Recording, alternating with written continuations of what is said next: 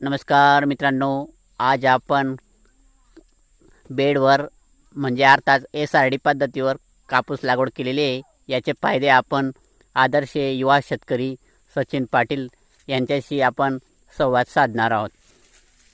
शेतकरी मित्रांनो, आता बघा हे आमचं SRTचं पहिलं वर्ष आहे. तर इतका चांगला फायदा मिळालेला आहे, कारण की बघा पाऊस यावेळेस किती जबरदस्त पडला आहे सर्वांना माहिती आहे. सतत संततधार असल्यामुळे, शेतं ओली राहिल्यामुळे ज्यांची प्लेन जमिनीवर लागवड केली होती सरींमध्ये त्यांचा कापूस लवकर खराब झाला.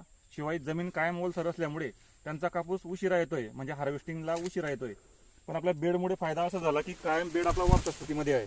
इथं बघू शकतात, इथं बघा किती भुसभुशीत माती आहे. इथं खाली बघा, इथं बघा किती गार आहे.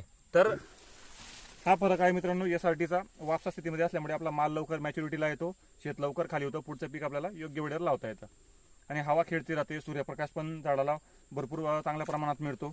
आणि आता ज्या पद्धतीचा पाऊस झाला त्याच्यावरून तुम्ही बघू शकता, आमचा खालचा माल सुद्धा खराब झालेला नाही आहे. खालचा माल सुद्धा चांगल्या कंडिशनमध्येच आहे.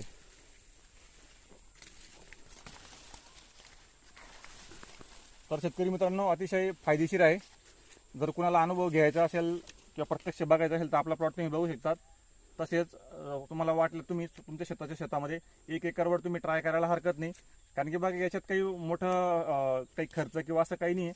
तुमचं नेहमीची पिकं 30 पिकं राहतील, अंतर पण तेच राहील. फक्त फरक एवढा आहे, प्लेन जमिनीच्या ऐवजी आपण बेडवर पिकं लावणार आहे. बाकी तुमचं खत व्यवस्थापन वगैरे सर्व सारखंच राहणार आहे.